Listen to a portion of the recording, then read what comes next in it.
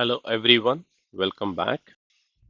In this hands-on lab, we will learn some of the essential skills for managing the secrets, error handling, and how to perform the backup and restore in the Jenkins.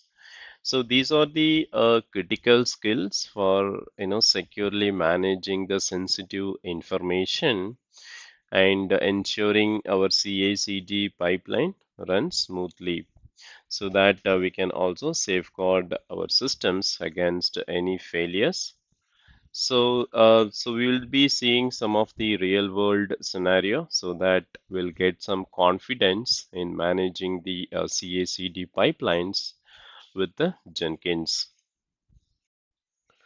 Okay, so now let us see how we can add MongoDB connection string as a Jenkins credential. So go to the Manage Jenkins and click on Credentials. So here, go to the System, Global Credentials, and click on Add Credential. And under the kind, select the secret text. And in the secret, you have to, enter the value of the secret. So I'm just going to give this value as a secret. And in the ID, I'm going to give the Mongo URI. Okay, you can enter the description, MongoDB URI, click on create. So once we have created, next I'm going to create a new pipeline named secret management. And this is the stage, access MongoDB connection string. So here we are using with credential option. And here, this is the MongoDB credentials URI that we have created. And this is the variable that we will be using to print that value. So here, using the echo command, I'm just invoking this variable value. So let me save this. Okay, and run the build.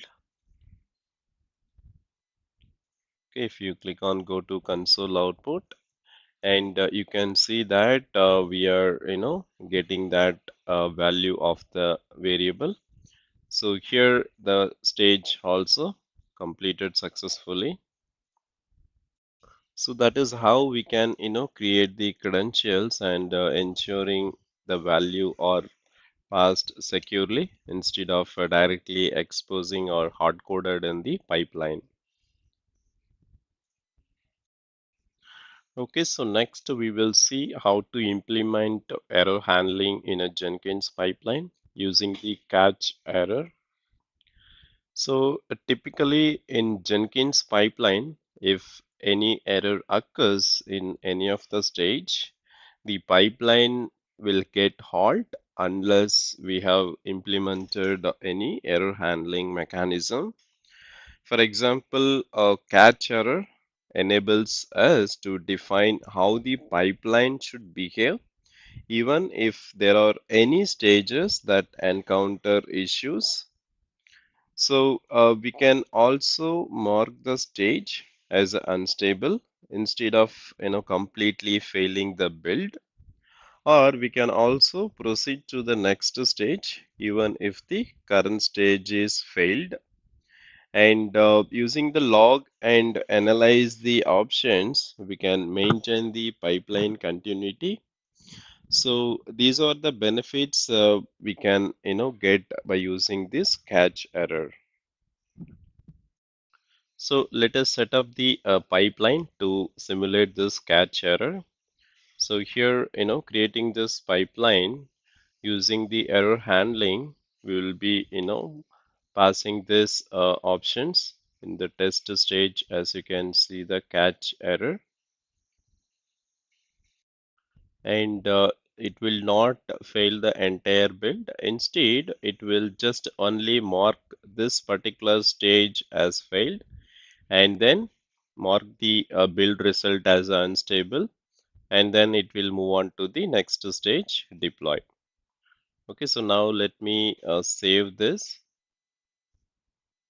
and click on build now. Okay, as you can see, the build status marked as unstable.